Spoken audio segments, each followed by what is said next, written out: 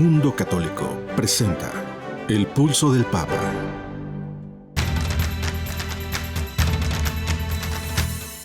El Pulso del Papa, desde Ciudad del Vaticano. Servicios informativos de Ver y Creer.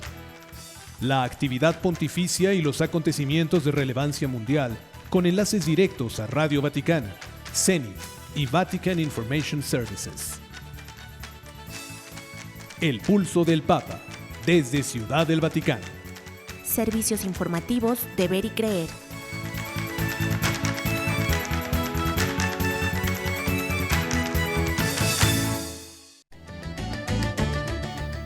El Papa pide rezar por los migrantes fallecidos en incendio de Ciudad Juárez, Chihuahua, México.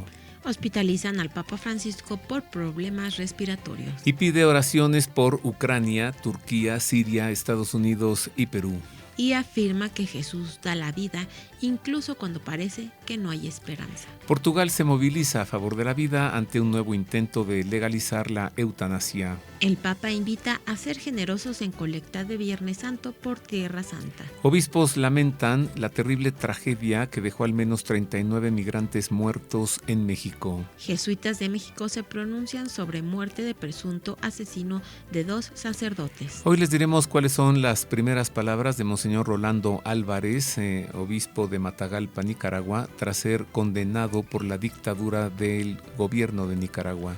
Y por último, obispo llama repugnante y cínica escenificación de dictadura al mostrar a Monseñor Álvarez. Estas y otras noticias enseguida en los servicios informativos de Ver y Creer.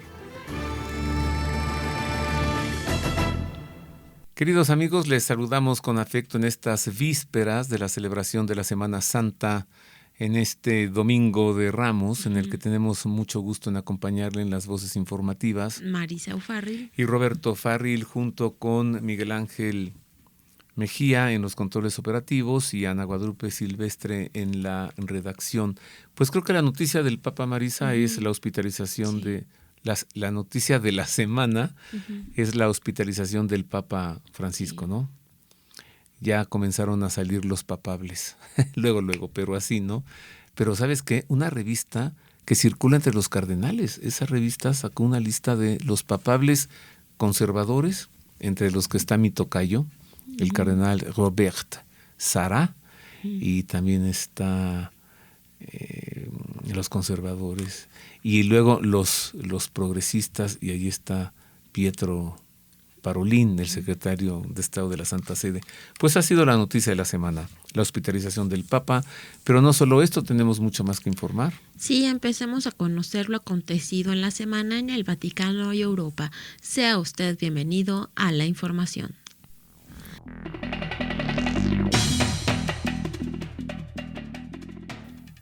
Comenzamos con noticias del Papa para informarle que la oficina de prensa de la Santa Sede comunicó que Francisco se encuentra en el Hospital Gemelli de Roma. Fue a través de un breve comunicado firmado por el director de la oficina de prensa de la Santa Sede, Matteo Bruni, que se informó que el Santo Padre se encuentra desde la tarde del miércoles en el Hospital Gemelli para someterse a algunas revisiones programadas con anterioridad.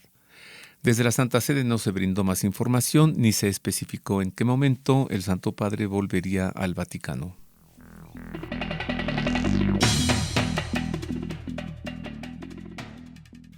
El Papa Francisco fue hospitalizado el miércoles por problemas respiratorios luego de que se quejara de algunas molestias, informó la oficina de prensa de la Santa Sede.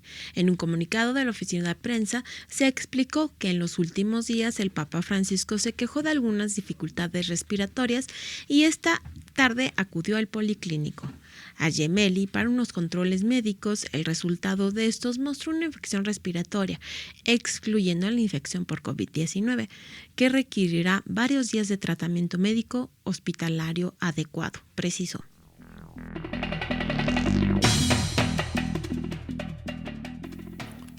Al finalizar la audiencia general del pasado miércoles, el Papa recordó a los migrantes que perdieron la vida en un incendio que ocurrió en la fronteriza Ciudad Juárez de Chihuahua el 27 de marzo.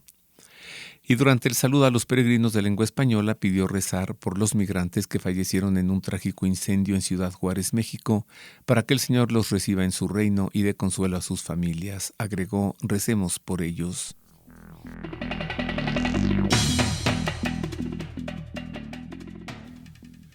Al concluir el rezo del Ángelus del domingo, el Santo Padre alentó a rezar por el martirizado pueblo ucraniano, por Turquía y Siria afectados por un terremoto, por el estado de Mississippi afectado por un tornado y por Perú, que también está sufriendo mucho. Ayer, en la solemnidad de la Anunciación, hemos renovado la consagración al Corazón Inmaculado de María, con la certeza de que solo la conversión de los corazones puede abrir el camino que conduce a la paz, señaló el Santo Padre ante los miles de fieles presentes en la Plaza de San Pedro, en el Vaticano.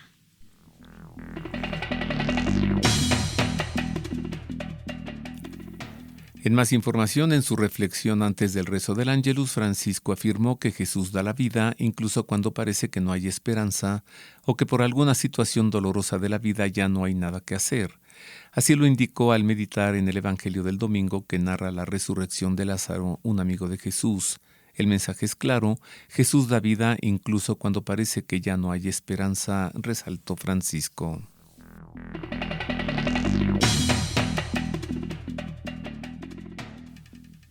El Papa Francisco afirmó que la sencillez es el camino para alcanzar la felicidad y recordó que Dios complace cuando celebramos juntos como hermanos en la sencillez. El Santo Padre pronunció estas palabras durante una audiencia en el Vaticano con los miembros de una asociación italiana dedicada al espectáculo ambulante, a quienes se dirigió como sembradores de sonrisas.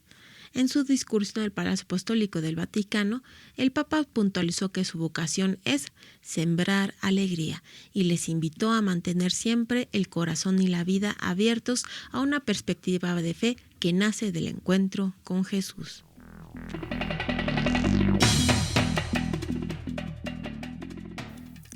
En noticias de Portugal, el movimiento Provida se movilizó en varias ciudades del país a pocos días de que el Parlamento viera un nuevo proyecto para legalizar la eutanasia, luego que el anterior texto fuera vetado en febrero por el presidente Marcelo Rebelo de Sousa.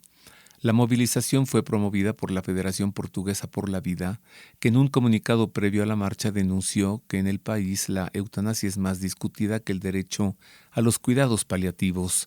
La marcha por la vida tuvo lugar en ciudades como Lisboa, Oporto, Braga, Aveiro, Évora, Coimbra, Funchal y Santarém, entre otras ciudades.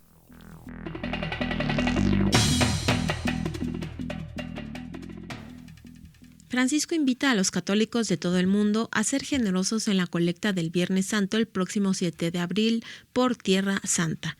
El Santo Padre Francisco, en el camino de lo afirmado por sus predecesores, encarga también este año al Dicasterio para las Iglesias Orientales para que invite ardientemente a seguir siendo solidarios con la comunidad cristiana de la Tierra Santa.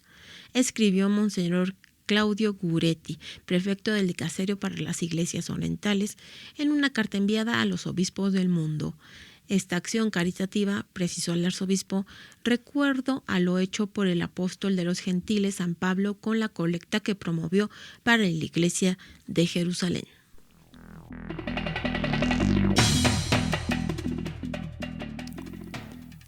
En noticias de Alemania, el sábado 25 de marzo el Papa aceptó la renuncia de un obispo alemán que tenía un importante papel en el polémico camino sinodal y que había estado bajo el foco de la atención por su manejo de acusaciones de abusos sexuales en su diócesis. Se trata de Monseñor Franz Josef Bode, quien se había negado anteriormente a renunciar, pese a que un informe sobre abusos concluía que había gestionado mal los casos en su diócesis en el noroeste de Alemania.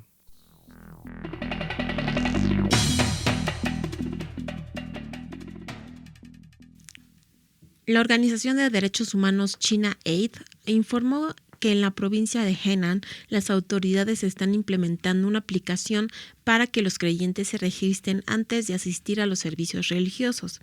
Para ello, la persona debe completar un formulario que solicite el nombre, números de teléfono e identificación, residencia permanente, ocupación y fecha de nacimiento antes de poder hacer una reserva.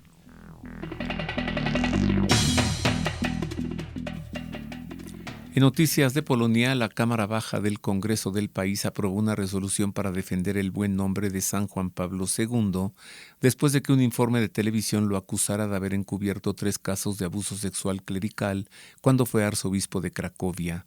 La resolución fue aprobada con 271 votos a favor, 43 en contra y 4 abstenciones. Previamente había recibido el visto bueno de la Comisión Parlamentaria de Cultura y Medios.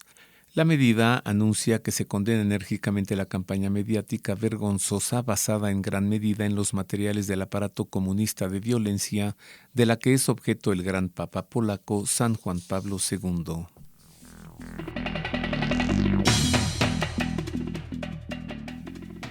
Dos sujetos desconocidos a bordo de una moto ametrallaron el colegio y convento de las Hermanas Franciscanas de Nazaret en Tierra Santa. Según informó Vatican News, el ataque, que es el primero de este tipo, ocurrió el pasado 16 de marzo a las 6:30 p.m. Por la hora no había alumnos y las religiosas rezaban en la capilla. Fueron los transeúntes quienes dieron la voz de alarma y llamaron a la policía, señaló Monseñor Rafik Nahara, vicario del Patriarcado Latino en Israel.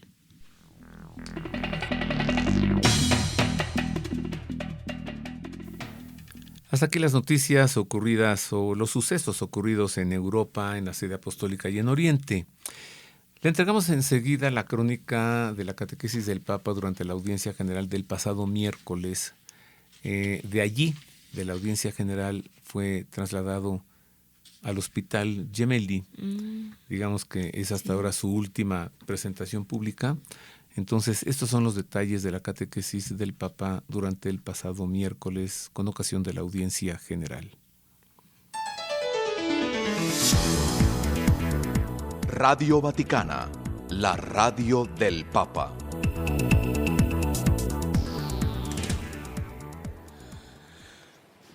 Queridos hermanos y hermanas, en este ciclo de catequesis dedicadas al celo apostólico, hoy reflexionamos sobre la figura del apóstol San Pablo.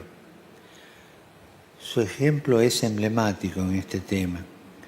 Recorriendo su vida, vemos que Saulo, que era el primer nombre de Pablo, siempre fue un apasionado de la ley de Dios, la defendía con radicalidad. Este celo, este apasionamiento que lo caracterizaba, no desapareció después de su conversión, sino que siguió siendo apasionado y se transformó. Por la acción del Espíritu Santo, Pablo pasó de querer destruir la Iglesia a abrazar la causa del Evangelio, anunciando a Cristo en todos los lugares donde iba y formando nuevas comunidades cristianas. Esto nos enseña que lo que origina la pasión por el Evangelio no es la personalidad o los estudios de una persona, que ciertamente pueden ayudar, sino lo que lo define es el encuentro con Cristo. Como le sucedió a San Pablo, vemos que el celo apostólico surge de una experiencia de caída y resurrección que nos lleva a reconocer la vida verdadera. Saludo cordialmente a los peregrinos de lengua española. Recemos por los migrantes que fallecieron ayer en un trágico incendio en Ciudad Juárez, México, para que el Señor los reciba en su reino y dé consuelo a las familias. Recemos por ellos.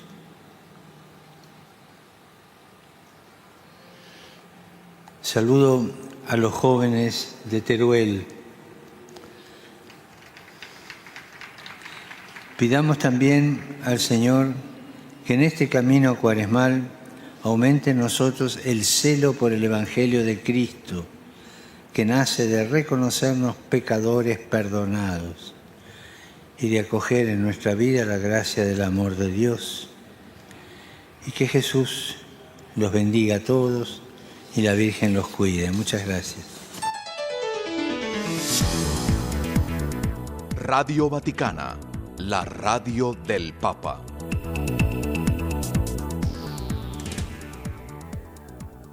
Y hasta aquí nuestro enlace con Radio Vaticana, la radio del Papa.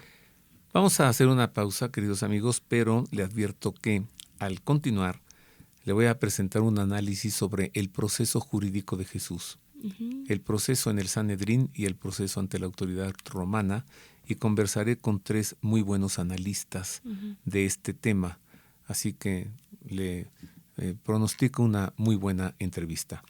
Una pausa y volvemos con esto. Queremos conocer su opinión. Contáctenos en nuestro correo electrónico elpulsodelpapa@vericreer.com. Ya estamos de regreso, queridos amigos, en estos servicios informativos de Ver y Creer. Y con ocasión de la Semana Santa, voy a tener el gusto de conversar con 3 expertos en derecho en torno al proceso de Jesús, o a los 2 procesos de Jesús. El proceso de naturaleza religiosa, que tuvo lugar en el Sanedrín, un juicio judío, y el proceso de naturaleza civil o política, que tuvo lugar ante la autoridad romana, en ese tiempo Poncio Pilatos. Así que conversaré con Íñigo López Lanchares, quien es canonista, con Alan Telles, presbítero católico, y también, para darle a esta entrevista un también perfil ecuménico, conversaré con Arturo Solórzano, quien es cristiano pentecostal.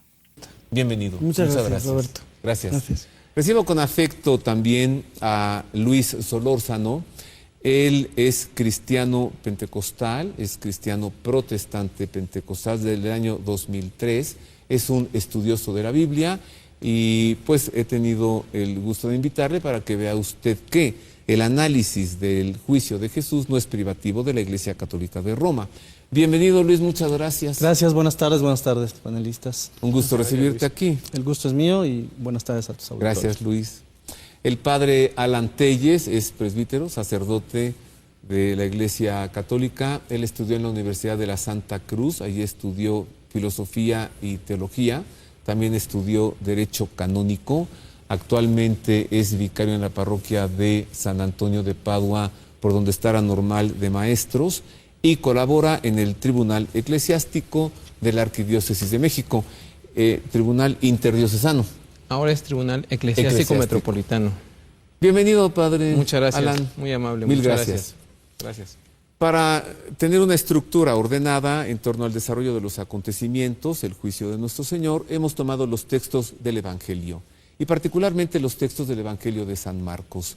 Y a partir de lo que nos dice el evangelista, nuestros panelistas comentarán al respecto. Bueno, para abrir los comentarios, dice el texto que Judas se presentó acompañado de un grupo armado con espadas y palos de parte de los sumos sacerdotes. Es evidente que aquí no hay autoridad romana, Roma no está enterado del suceso, y les pregunto, ¿puede ser considerado un arresto formal? ¿O se trata de un grupo de sicarios que fueron pagados, tráeme a Jesús, y entonces estamos ante no un arresto, sino un secuestro? Sí, una detención ilegal. Ah, una detención ilegal. Una detención ilegal. Si me lo permites, voy a hacer brevísimamente la situación, situar los hechos en el tiempo y en el espacio. Estamos en el siglo I, en el calendario gregoriano, y nos encontramos con un mundo totalmente romano, un mundo dominado por el Imperio Romano. El orden romano es el mundo conocido, y Roma se extiende por el Mare Nostrum, por el Mediterráneo, desde el Atlántico, desde Finisterre, pasando por el Canal de la Mancha, bajando por la Germania, la Rumania, hasta la Anatolia, toda la zona, toda la África del Sáhara, y llegando incluso a los desiertos de Arabia y a la propia Etiopía. En este mundo es donde se encuadra la provincia de Judea. Los romanos tienen una organización provincial muy interesante, les funciona muy bien, y los romanos en la provincia de Judea tienen una zona bastante bárbara, muy controvertida, con muchos levantamientos, con muchas revueltas y muy problemática. Son varias las provincias romanas, y entonces Judea es una provincia además. Exactamente. En donde hay un gobernador que me parece que es el de Siria. Exactamente. Hay un legado imperial en Siria donde están acantonadas 4 legiones. Volviendo al relato del prendimiento de Jesús, ¿consideran ustedes que esto es una arbitrariedad, una violación a la ley? Y entonces, ¿por qué continúa el curso? Seguramente es una arbitrariedad porque llega efectivamente un grupo armado Nosotros pensamos ya en términos modernos, ¿no? En el que seguramente cuando hay una acusación, pues te dicen de qué te están acusando, quién te está acusando, cuál es la autoridad, ¿no? Aquí encontramos más bien un grupo de personas armadas que van y Cristo, ¿no? Eso es lo que encontramos. Yo quisiera también contextualizar un poco, si me lo permiten, que estamos también, desde el punto de vista de los evangelios, estamos en un momento crucial. Acaba de pasar la última cena, nuestro Señor ha ido a rezar, a una oración muy profunda, sacerdotal, ha pedido por lo que va a pasarle a Él, que Él sabe que está a punto de suceder, pide también por los que están acompañándole, ¿no? Y me parece muy interesante cómo tenemos varios signos de los personajes que vamos a ir viendo, ¿no? Primero la traición, ¿no? La traición que acompaña efectivamente a un proceso injusto, que no tiene pues nada de fundamento, pero es esa traición de uno de los tuyos, que llega y te da un beso y que te dice Rabí, maestro, ¿no? Luego la reacción de otras personas, ¿no? Uno que saca la espada y piensa que con la violencia puedes enfrentar ese momento de crisis, ¿no? Y otros que huyen, ¿no? Los discípulos que lo han seguido por 3 años huyen despavoridos, ¿no? Entonces vamos a ver cómo efectivamente estamos iniciando, apenas estamos comenzando una acusación del todo injusta, pero me parece que es muy importante que esa acusación, cómo la va a vivir nuestro Señor Jesucristo y cómo la van a vivir los que lo están acompañando. ¿Quién lo traiciona al principio? ¿Quién lo abandona? ¿Quién lo abandona? ¿Quién usa la violencia? espada? ¿No? Ante una injusticia, ¿cómo reaccionamos muchas veces, no? Ante algo injusto, ¿cómo reaccionamos? Continuando con el contexto, desde el siglo II antes de Cristo, en el año 1179 antes de Cristo, se forman una división y se generan 2 grupos, 2 partidos se le puede llamar, los fariseos y los saduceos. Estos tienen continuas luchas de poder entre ellos. En algunas ocasiones están al poder, el sumo sacerdote es fariseo, perdón, y en otras ocasiones es saduceo. Estos personas que llegan a arrestar a Jesús, pues más que sicarios seguramente son fanáticos religiosos de un grupo o de otro, porque Jesús atacaba a ambos, porque ambos estaban mal. Los fariseos eran legalistas, ellos seguían la ley oral, la ley escrita y la ley oral. Ellos crearon 613 leyes orales extras a la ley, al Torá. Y ellos seguían la tradición, eran fanáticos de la tradición. Estas leyes orales era como tradicionalmente se había venido cumpliendo las leyes, es decir, añadían a la ley otras leyes que eran orales. Esto que dices, Luis, nos hace ver, si así fue, que entonces ya hay un complot. Ya hay saduceos, fariseos, sanhedritas, sumos sacerdotes que han tomado acuerdos previos. Avancemos. Una vez que Jesús es aprehendido en Getsemaní, ¿a dónde es llevado? Es llevado a su primer juicio, en el Sanedrín, es decir, la institución, pero no en el edificio. ¿Esto es un juicio como tal? Pues en teoría es un conato de juicio. Es una apariencia de juicio en el momento en que se presenta ante una autoridad a un reo, en el que se va a deshagar una serie de pruebas. La testimonial es muy importante incluso para la ley mosaica, para el Torá, en el sentido de que el testigo, o sea, se debe de tomar declaración a 2 testigos separadamente y concordantemente. Y además hay duras penas para el falso testimonio, en el propio derecho hebreo. Y la confesional, obviamente, la indagatoria y la confesional del reo. Esas son las pruebas que tenemos noticias que se practicaron. Lo que sí quiero hacer notar es que hay irregularidades en cuanto que se le lleva a una casa particular, a la casa de Caifás y de Anás. Se tenía que haber hecho en el templo, ¿no? ¿Y tendría que haber sido de día este juicio? Sí. ¿Es válido que haya sido de noche? El Sanedrín estaba formado por 70 personas, 24 eran sacerdotes, 24 eran escribas y 22 eran ancianos.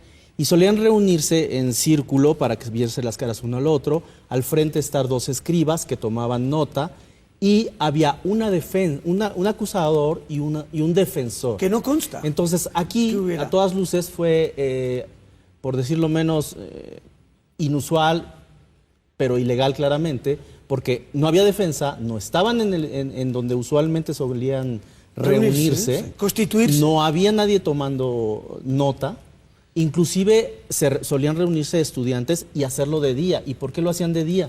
Porque al juzgar se tenía que aplicar la pena al día siguiente. Claro. Ajá. Entonces, que haya sido de noche, ¿lo invalida?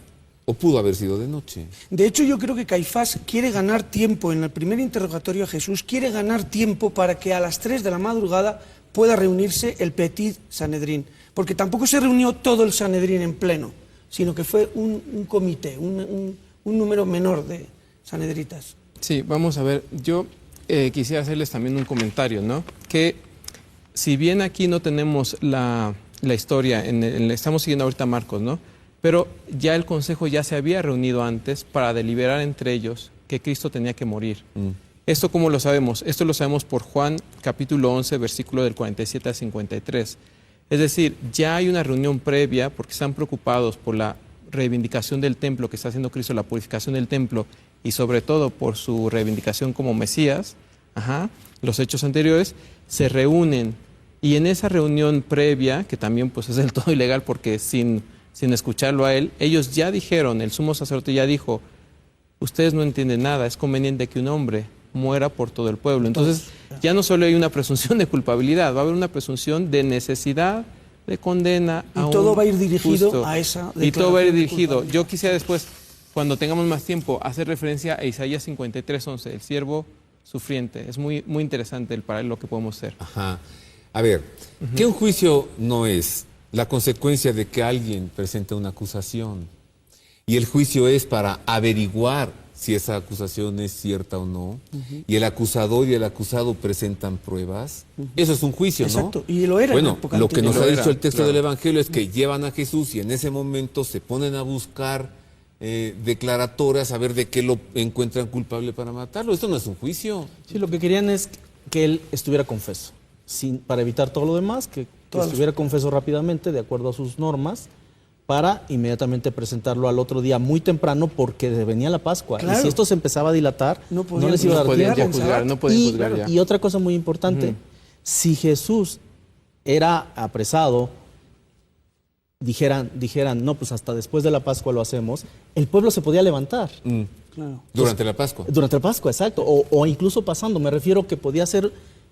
podía alargarse el proceso y aparecer incidencias y aparecer cosas. Y finalmente, ¿de qué lo encuentran culpable ahí? ¿Cuál es el delito, la acusación? Bueno, yo tengo aquí apuntado las imputaciones que le hicieron a Jesús en el orden religioso.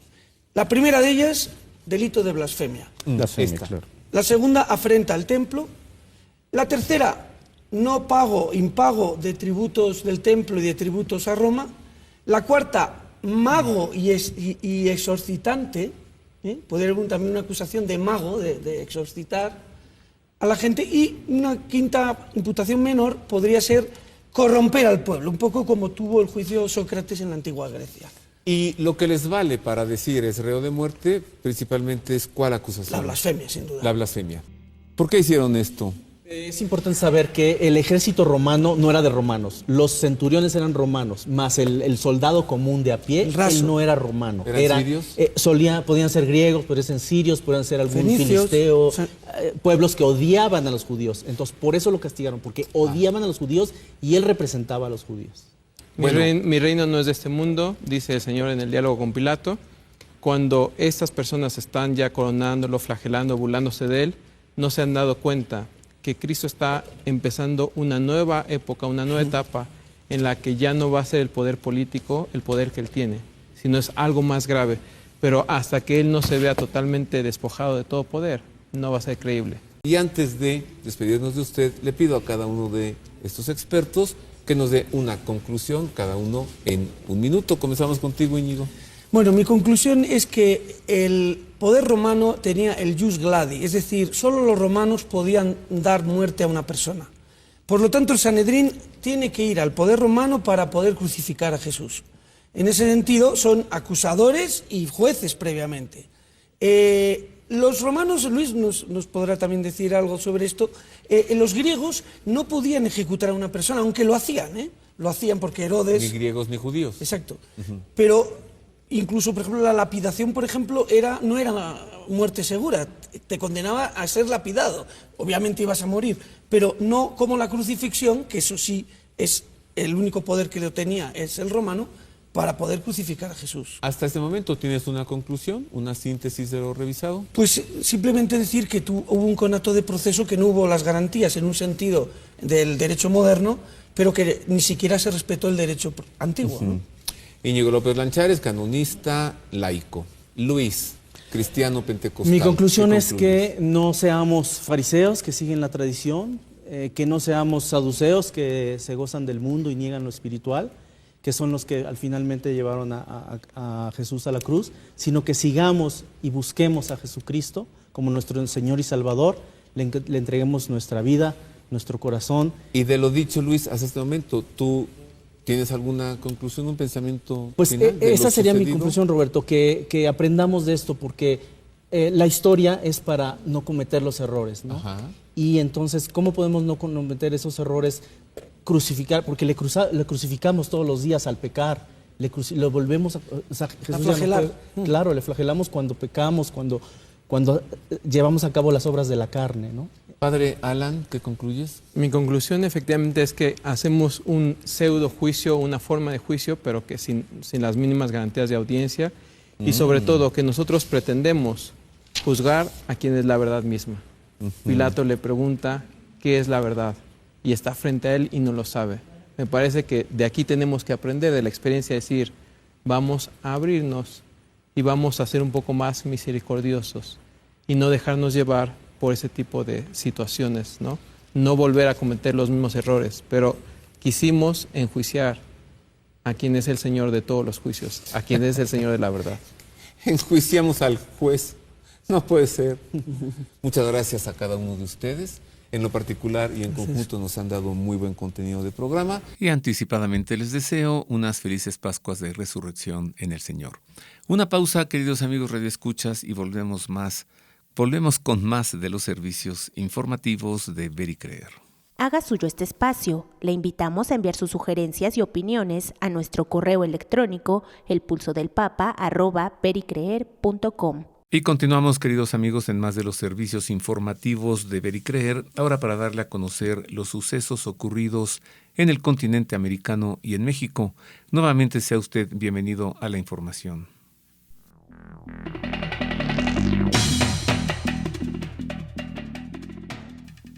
En un comunicado emitido, Monseñor José Guadalupe Torres, obispo de la ciudad de Juárez, expresó su más profundo pésame por los 39 migrantes fallecidos a causa del incendio en la estancia provisional del Instituto Nacional de Migración aquí en nuestra ciudad.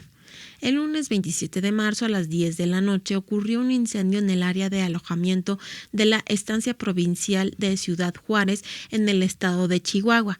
Hasta el momento se han reportado 39 personas fallecidas y 29 heridas.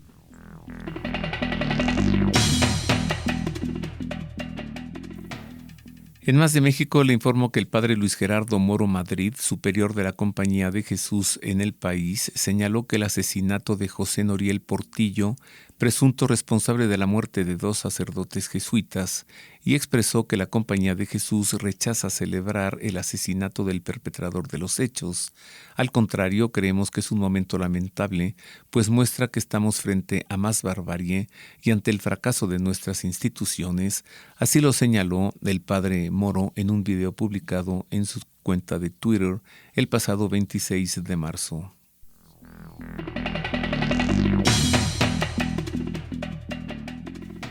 Un medio afín a la dictadura de Daniel Ortega en Nicaragua publicó un video con las primeras declaraciones de Monseñor Rolando Álvarez, condenado a 26 años y 4 meses de cárcel, acusado de ser traidor a la patria y cuyo paradero no se conocía hasta ayer por la noche. Al ser preguntado sobre cómo se encuentra, el obispo de Matagalpa respondió: «Gracias a Dios bien, con mucha fuerza interior, con mucha paz en el Señor y la Virgen Santísima». Comentando el encuentro que ayer sostuvo con sus hermanos, Monseñor Álvarez comentó que han platicado, comido muy sabroso aquí, con una comidita que nos facilitaron gentil y amablemente los amigos del sistema penitenciario.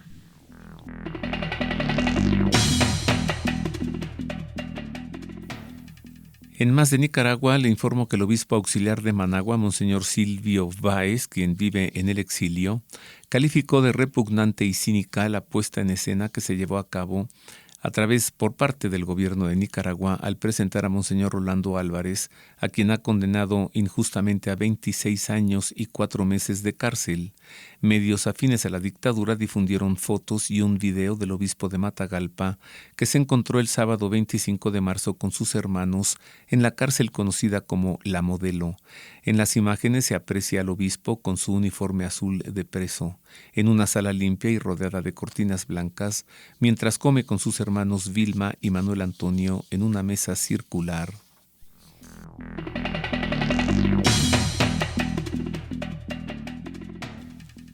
Desde el exilio en los Estados Unidos, Monseñor Silvio Álvarez, obispo auxiliar de Managua, exigió a la dictadura de Daniel Ortega y a las autoridades de Nicaragua que quiten la piedra de la cárcel y liberen al obispo Rolando Álvarez, condenado injustamente a 26 años y 4 meses de prisión.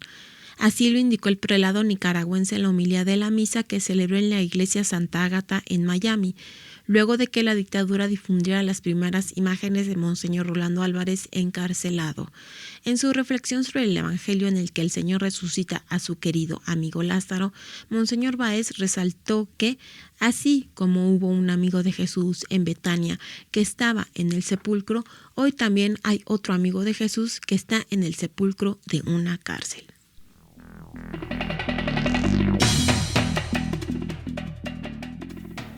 En noticias del Ecuador, miles de personas marcharon el pasado sábado 25 de marzo en diversas ciudades del país como Daule, Guayaquil, Cuenca y Quito, en defensa del derecho a la vida del niño por nacer. En Ecuador, el Día del Niño por Nacer, que coincide con la solemnidad de la Anunciación del Señor, se estableció con el decreto 1441 del presidente Alfredo Palacios González, que también reconoce que el concebido es un niño. Estela Sea, vocera del movimiento Sí a la Vida, indicó a la agencia Así Prensa que espera que estas marchas refuercen el compromiso cristiano de todos los católicos que valoran, respetan y promocionan la vida, la familia y la libertad.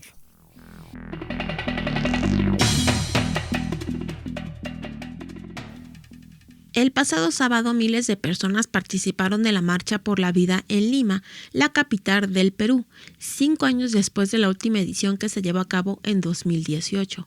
En medio de un gran ambiente de fiesta y de manera pacífica, la multitud marchó desde el cruce de las avenidas Brasil y Bolívar hasta la avenida de Peruanidad en el Campo de Marte. Familias enteras, jóvenes, ancianos, niños, grupos pro vida, colegios, movimientos eclesiales, entre otros, marcharon por el carril central de la Avenida Brasil desde las 3 de la tarde.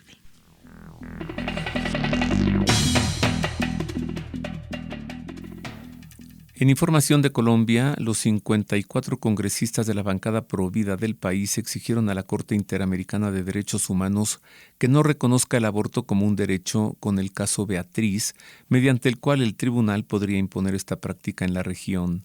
La solicitud de los congresistas se hace en la víspera de la audiencia pública que se realizará en Costa Rica. El caso Beatriz se refiere a una mujer de escasos recursos que dio a luz en 2013 a una bebé con anencefalia que murió pocas horas después de nacer. Beatriz, por medio de los abogados de la Agrupación Ciudadana por la Despenalización del Aborto, pidió al Estado salvadoreño poder practicarse un aborto debido al lupus, una enfermedad autoinmune que sufría, y a la anencefalia de su bebé, a la que llamó Leilani Beatriz.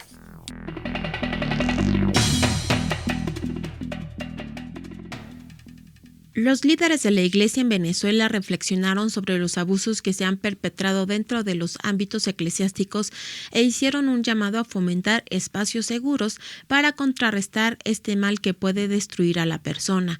Según informó la Conferencia Episcopal Venezolana, dicha actividad se llevó a cabo en la Universidad Católica Andrés Bello del 22 al 23 de marzo con la presencia de unas 280 personas, entre obispos, sacerdotes, superiores mayores, formadores de seminarios religiosos y representantes de la diócesis.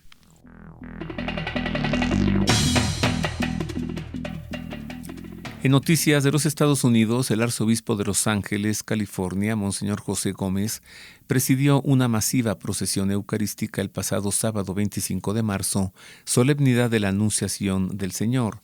El evento se enmarcó en el proceso de reavivamiento eucarístico que se realiza durante 3 años hasta junio de 2025 en la Iglesia en los Estados Unidos, bajo el lema Mi carne para la vida del mundo.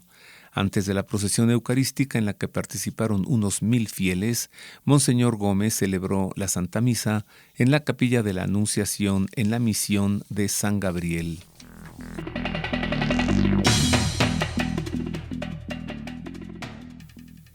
Y hasta aquí el resumen informativo de la semana de América y México. Y hasta aquí terminan las noticias. Usted ha quedado debidamente informado. Ahora escuchemos el editorial de esta semana, que hoy tiene como título Con la medida que midan, se les medirá.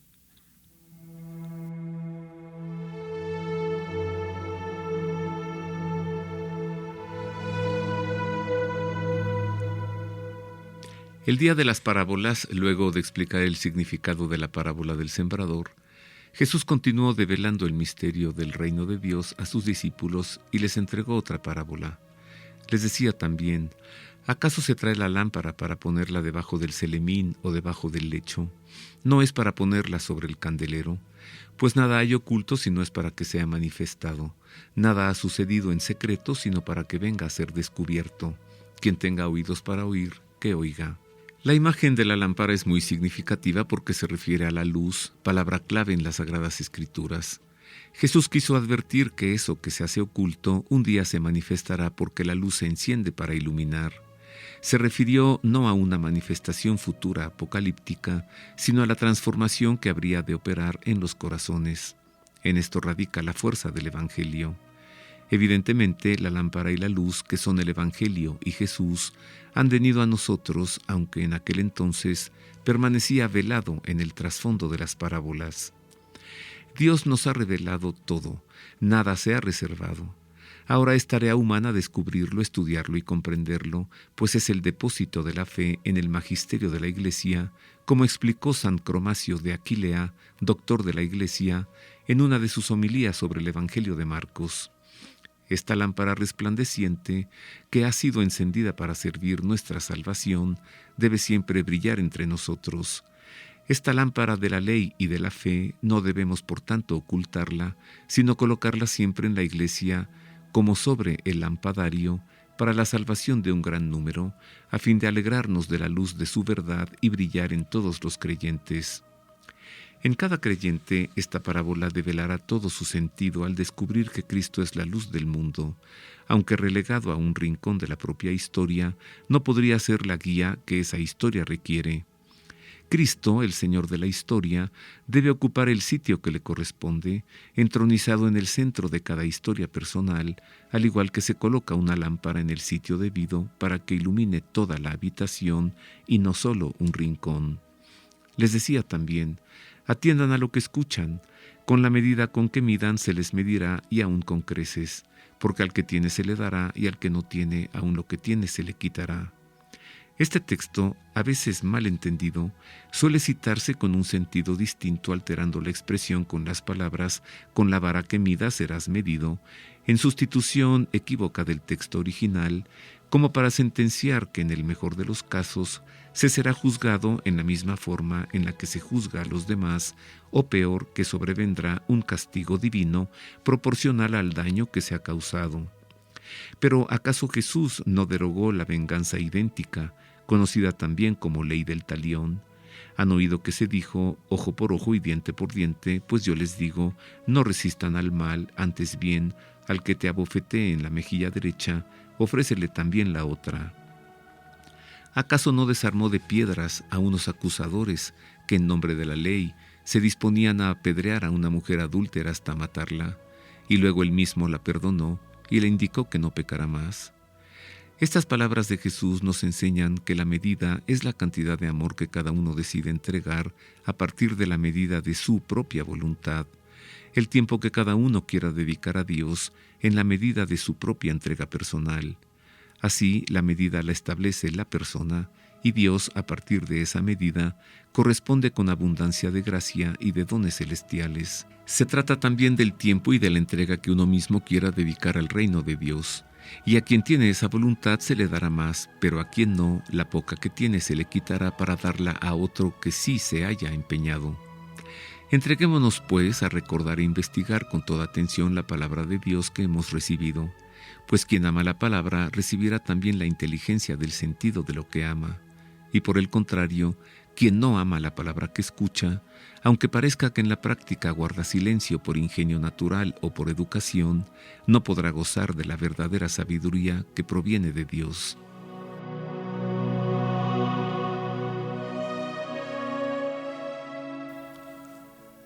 Y hasta aquí el editorial.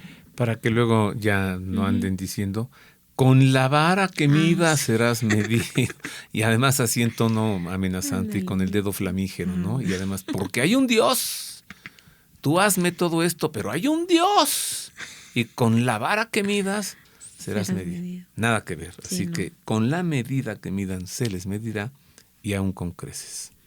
Bueno, esto ha sido todo en este programa. Muchas gracias por habernos escuchado en otra emisión más del Pulso del Papa.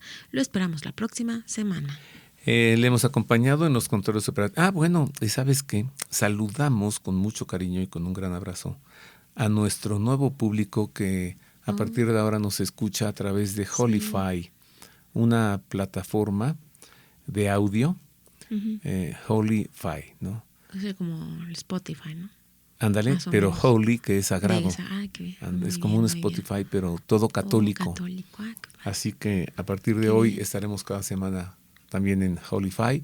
Bienvenidos. Un abrazo a nuestro público de Holify, a nuestro público también de Radio Abierta y a todo mundo también los abrazamos. Y le invito a que esté con nosotros el próximo programa, la próxima semana, para hablar sobre la Pascua de Resurrección y conversaremos con el arzobispo de Toluca, Monseñor Raúl Gómez, para hablar sobre la Pascua. Marisa, pásatela bien. Gracias, igualmente felices vacaciones. Y hasta luego, le dejamos con la bendición del Santo Padre. Dominus vobiscum. Et cum spiritu tuo. Sit nomen Domini benedictum. Et hoc nunc et usque in seculum. Aiutorium nostrum in nomine Domini. Qui fecit caelum et terram. Benedicat vos omnipotens Deus, Pater et Filius et Spiritus Sanctus. Amen.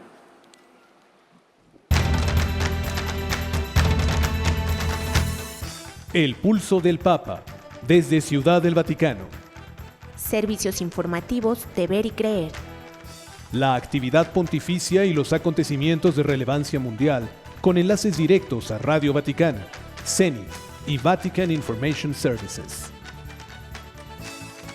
El Pulso del Papa, desde Ciudad del Vaticano.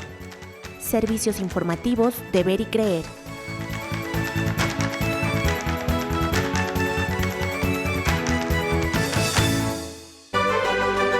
Mundo Católico presenta El Pulso del Papa.